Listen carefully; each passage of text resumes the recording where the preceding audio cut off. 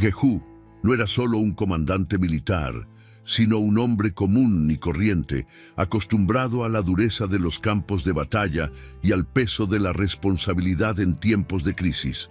Hijo de Josafat y nieto de Nimsi, su vida siguió un rumbo previsible, rodeada de guerras e intrigas, como tantas otras en aquel periodo caótico en Israel.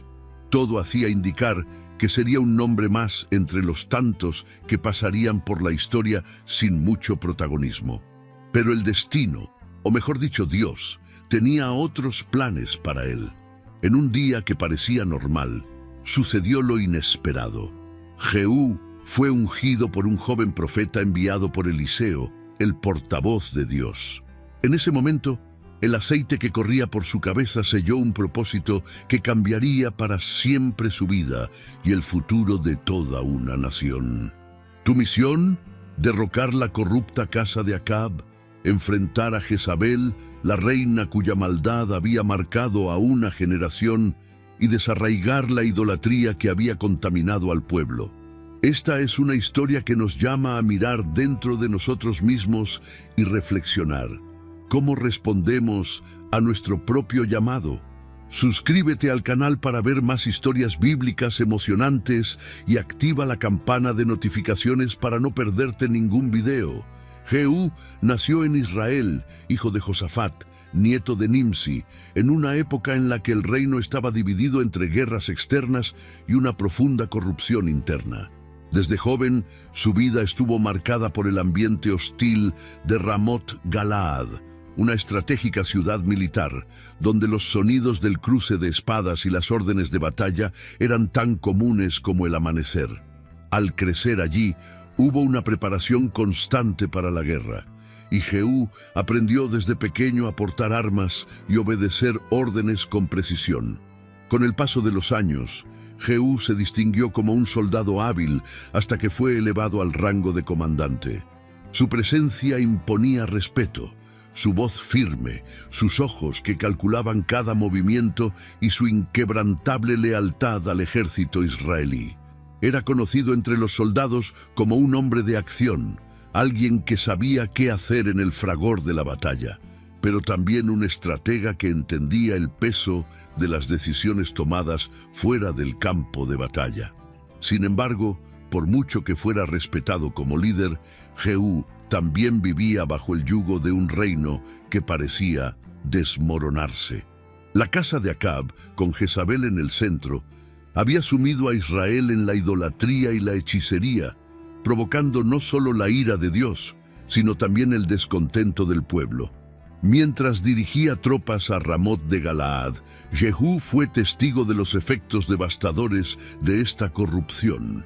Cada victoria en el campo de batalla se vio ensombrecida por la decadencia que venía desde dentro.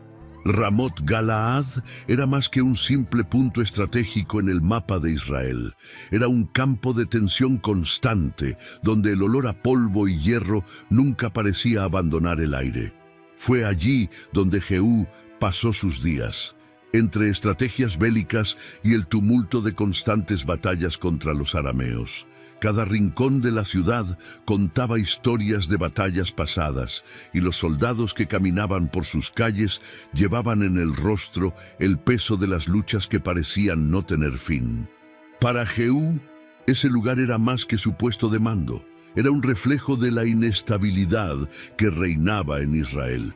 El reino de Israel bajo la dinastía de Acab no solo estaba amenazado por enemigos externos, dentro de sus fronteras algo más peligroso estaba creciendo.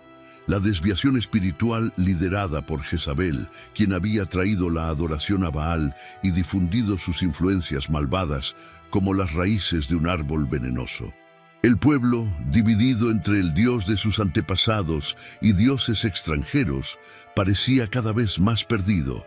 En Ramot de Galaad, Jehú observó estas grietas en el reino, pero como soldado, sabía que su misión era obedecer y proteger, no cuestionar.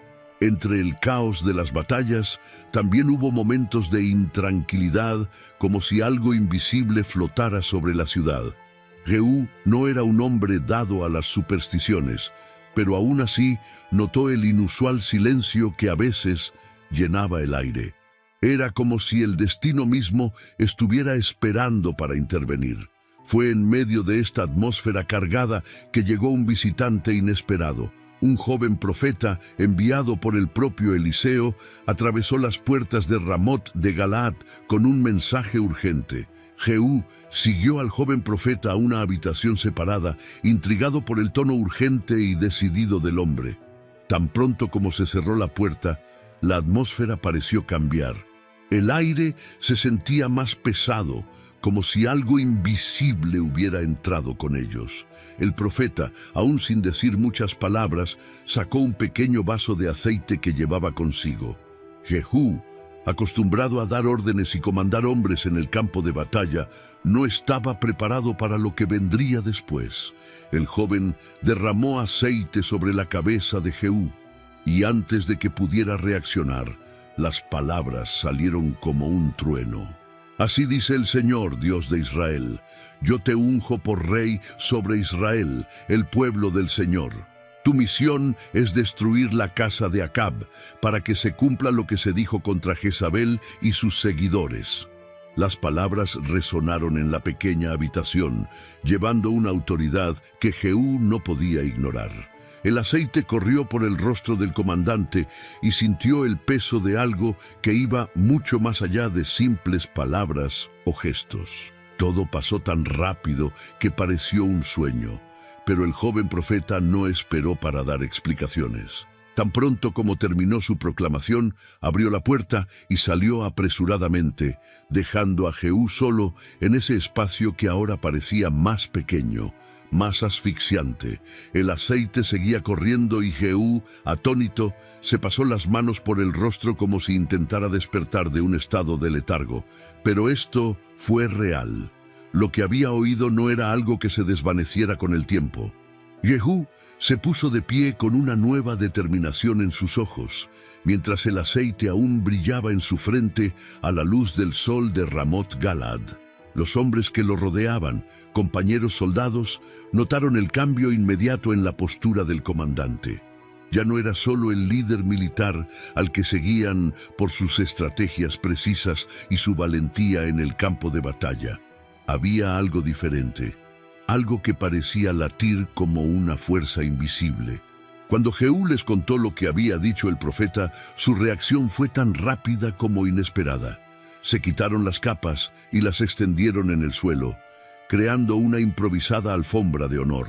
Allí mismo se hizo la proclamación: Jehú es rey. No hubo tiempo para dudar. Jehú sabía que la misión que se le había encomendado no podía demorarse, y cada segundo de espera podría significar fortalecer a los enemigos que ahora tenía la responsabilidad de derrocar. Ordenó a sus hombres que se prepararan de inmediato. Se ensillaron los caballos, se pulieron las armas, y la atmósfera se cargó con la tensión de algo grande a punto de suceder. La primera tarea estaba clara. Joram, rey de Israel e hijo de Acab, se encontraba en Jezreel recuperándose de sus heridas. También en Jezreel estaba Jezabel, la mujer que simbolizaba todo lo más oscuro del reino. Jehú no necesitaría ir muy lejos para cumplir su misión, pero sabía que el viaje allí sería el comienzo de algo mucho más grande de lo que podía predecir. Mientras sus hombres se organizaban, subió a su carro con la misma velocidad y fuerza que lo hicieron famoso en el campo de batalla. El polvo levantado por los caballos de Jehú se podía ver desde lejos, como una estela de humo que anunciaba la llegada de algo inevitable. El viento parecía llevar el sonido de las ruedas del carro con una intensidad casi sobrenatural, y los centinelas de la torre de Jezreel se dieron cuenta rápidamente de la aproximación. «Veo que alguien viene rápido y furioso», gritó el primero. Desde donde estaba, no podía identificar quién era, pero la velocidad y la forma en que guiaba a los caballos tenían algo familiar. Otro vigilante miró más de cerca y confirmó: «Se parece a Jehú, porque conduce como un loco». La noticia llegó rápidamente a Joram, quien, todavía débil por las heridas, no tenía idea de lo que estaba a punto de afrontar. La curiosidad y la preocupación le hicieron ordenar que se enviara un mensajero. El caballero salió al encuentro del carro de Jehú, pero cuando se acercaba, sucedió algo inesperado. ¿Es paz?, preguntó el mensajero, repitiendo el saludo de costumbre. Pero Jehú respondió con firmeza: ¿qué paz puede haber mientras continúen las fornicaciones de Jezabel y sus hechicerías? Sin decir más, el mensajero, abrumado por el momento, se alineó detrás del carro de Jehú, abandonando su misión inicial. Joram, intrigado, envió un segundo mensajero. El resultado fue el mismo. Jehú avanzó, y con él la tensión solo aumentó. Finalmente, el propio Joram, acompañado de Ocosías, rey de Judá, decidió acudir a Jehú, quizá creyendo que podría controlar la situación. Lo encontraron en el campo de Nabot, el mismo lugar donde la injusticia cometida por Acab y Jezabel había clamado venganza al cielo. ¿Hay paz, Jehú?, preguntó Joram, la misma pregunta de la que ya se había hecho eco antes. Pero la respuesta de Jehú fue cortante, llena de una verdad que era imposible ignorar. Jehú mantuvo firme su arco, con los ojos fijos en Joram. Por un momento, el silencio se apoderó del campamento de Nabot, como si el tiempo mismo dudara ante lo que estaba por suceder.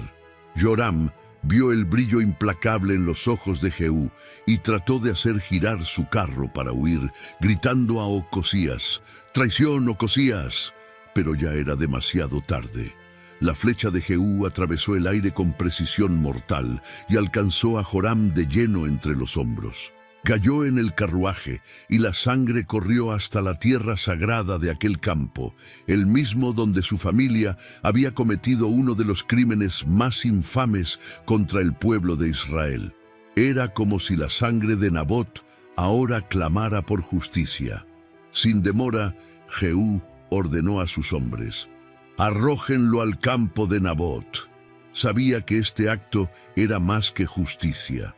Era el exacto cumplimiento de las palabras de Elías, el profeta que años antes había anunciado el fin de la casa de Acab en ese mismo lugar. La escena era tan poderosa que parecía trascender el momento, como si el pasado y el presente se fusionaran en un solo acto de juicio divino. Mientras tanto, Ocosías, rey de Judá, intentaba desesperadamente escapar. Su carro aceleró por el camino, pero Jehú no estaba dispuesto a permitir que el aliado de Joram se saliera con la suya. Dio la orden y sus hombres lo persiguieron sin descanso. Finalmente lo alcanzaron en Gur, cerca de Ibleam, donde también fue asesinado Ocosías. El rey herido todavía intentó esconderse en Megido, pero sucumbió allí, poniendo fin a su breve intento de fuga. Con Joram y Ocosías fuera de escena, el camino a Jezreel estaba abierto. Jehú sabía que todavía había una presencia poderosa y malvada esperando: Jezabel, la mujer que llevaba consigo el peso de toda la idolatría y corrupción de la casa de Acab, y estaba decidido a encontrarla. El carro de Jehú atravesó las calles de Jezreel con una velocidad que hizo que la gente huyera corriendo, mirando al comandante con asombro. Desde lo alto de una ventana, Jezabel lo vio llegar. La reina, aunque sabía que su caída estaba cerca, no mostró miedo. En cambio, se tomó el tiempo para pintarse y arreglarse el cabello como si fuera un ritual antes de enfrentar su destino. Cuando Jehú llegó a la puerta del palacio, ella lo miró con una mezcla de desdén y desafío. «¿Fue la paz lo que trajo a Zimri, quien mató a su señor?», dijo Jezabel con palabras cargadas de ironía, comparando a Jehú con otro conspirador que había usurpado el trono en el pasado. Su voz rompió el silencio, pero Jehú no era el tipo de hombre que se deja intimidar por las provocaciones. Él la miró y su respuesta fue breve y decisiva. Con voz firme gritó: «¿Quién está de mi lado, OMS?». La pregunta resonó por los pasillos del palacio y de repente aparecieron unos eunucos en las ventanas junto a Jezabel. Dudaron por un momento, pero la mirada de Jehú era tan intensa que pareció arrancarles una decisión inmediata. Sin decir palabra, agarraron a la reina y la arrojaron por la ventana. Jezabel cayó violentamente y el impacto fue tan brutal que la sangre salpicó la pared y los caballos que la rodeaban. Jehú, con la frialdad de quien sabe que está cumpliendo una orden mayor, ni siquiera dudó. Ordenó a sus hombres que pasaran con los carruajes sobre el cadáver. Después de completar esta parte de su misión, Jehú entró en palacio y, en un gesto que parecía casi rutinario, se sentó a comer y beber. Solo después de saciar su hambre, ordenó que se enterrara el cuerpo de Jezabel, porque a pesar de todo, era hija de un rey. Sin embargo, cuando sus hombres acudieron al lugar, solo encontraron el cráneo, las manos y los pies de la reina. Los perros se habían devorado al resto, tal como lo había predicho el profeta Elías. Con Jezabel muerta y la sangre de Joram y Ocosías aún fresca, Jehú sabía que su tarea estaba lejos de terminar. La casa de Acab, incluso debilitada, todavía tenía ramas que podían levantarse para intentar recuperar el poder. Había 70 descendientes directos de Acab, todos viviendo en Samaria, protegidos por aliados y guardianes leales. Jehú, sin embargo, no era hombre que perdiera el tiempo. Envió mensajes directos a los líderes de la ciudad, desafiándolos a tomar partido. «Si estás conmigo, demuestra tu lealtad», escribió. «Traed mañana las cabezas de los hijos de Acab aquí a Jezreel».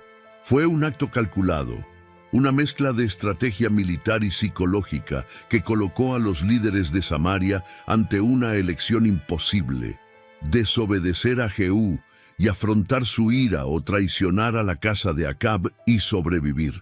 La decisión se tomó rápidamente.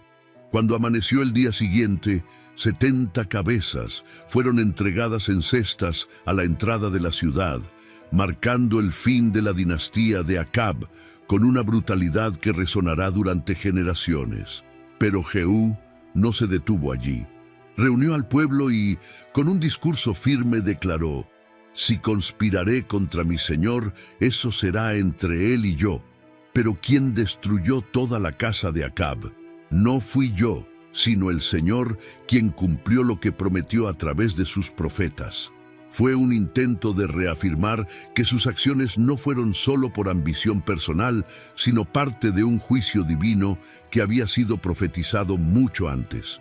Con la casa de Acab destruida, Jehú volvió su mirada hacia otra amenaza: el culto a Baal. Jezabel estaba muerta, pero el templo de Baal seguía en pie, un recordatorio escandaloso de la idolatría que había corrompido a Israel. Jehú, con su astucia, comenzó a planear su próximo movimiento. Jehú sabía que confrontar directamente a los sacerdotes de Baal no sería suficiente para erradicar la idolatría profundamente arraigada en Israel. Necesitaba una estrategia que no solo eliminara a los líderes de la secta, sino que también destruyera el símbolo mismo de su fe. Entonces, con la astucia de un general en guerra, Jehú ideó un plan ingenioso que parecía tan audaz como imposible. Envió mensajeros por todo el reino, convocando a los adoradores de Baal a un gran sacrificio. «Acab sirvió a Baal en parte», proclamó Jehú, «pero Jehú le servirá mucho más». El mensaje, lleno de ironía oculta, se difundió de tal manera que atrajo a todos aquellos que aún seguían al dios extranjero. Ordenó que nadie faltara, bajo pena de muerte, asegurando que el templo de Baal estuviera abarrotado ese día. Cuando llegó el gran día, el templo se llenó de sacerdotes, seguidores y entusiastas del culto, todos vestidos con atuendos ceremoniales, listos para celebrar lo que creían que sería una nueva era de devoción. Jehú se aseguró de que la habitación estuviera decorada en consecuencia, dando la impresión de una ceremonia majestuosa.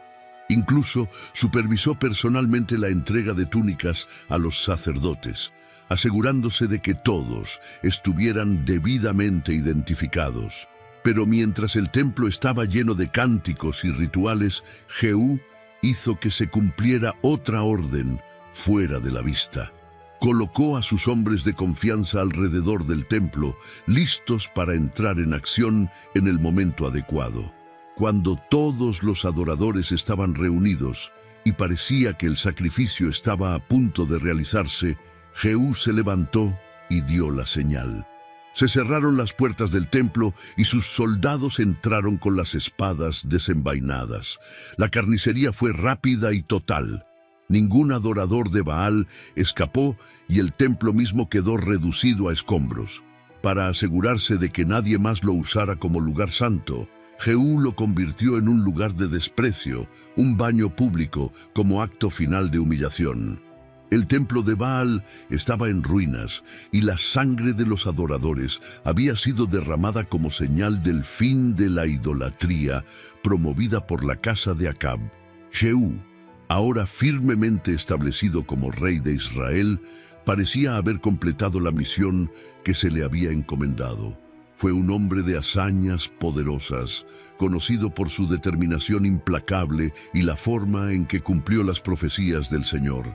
Pero con el peso de la corona sobre su cabeza, Jehú ahora enfrentaba un desafío más sutil, pero igualmente peligroso: el corazón humano mismo. Durante su reinado, Jehú gobernó a Israel durante 28 años. Fue recompensado por el Señor por su celo, con la promesa de que sus descendientes ocuparían el trono durante 4 generaciones. Sin embargo, su trayectoria dejó huellas que fueron más allá de victorias y logros. A pesar de su fidelidad al destruir la casa de Acab y eliminar la adoración de Baal, Jehú no pudo restaurar completamente al pueblo en el verdadero camino. Permitió que los becerros de oro, instituidos por Jeroboam, siguieran siendo adorados en Betel y Dan, manteniendo vivo el ciclo de idolatría que tanto había luchado por erradicar.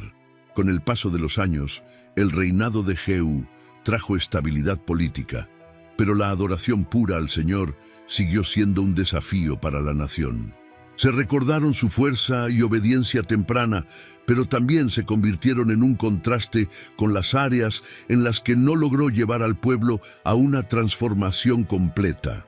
Jehú murió y fue sepultado en Samaria, y su hijo Joacás tomó el trono, pero la historia del rey ungido y sus decisiones continuó difundiéndose.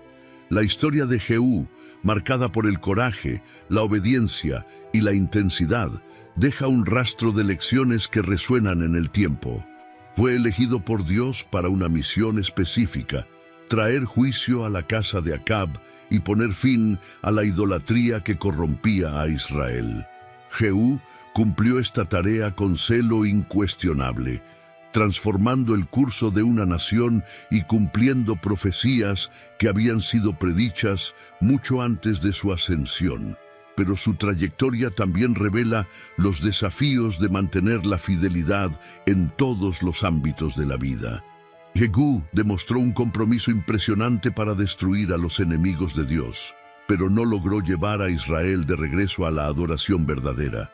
Su elección de permitir que los becerros de oro sigan siendo objetos de culto simboliza una obediencia incompleta, una mezcla de fuerza y fragilidad que refleja la condición humana.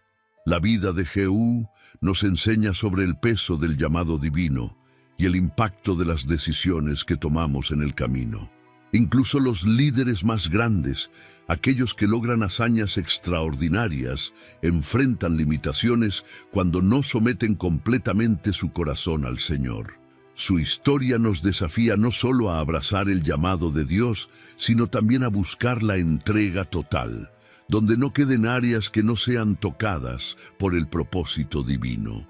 Y así, cuando miramos a Jehú, nos llevamos a reflexionar: ¿cómo podemos aprender de sus victorias y de sus errores para caminar en plena obediencia a nuestro propio llamado?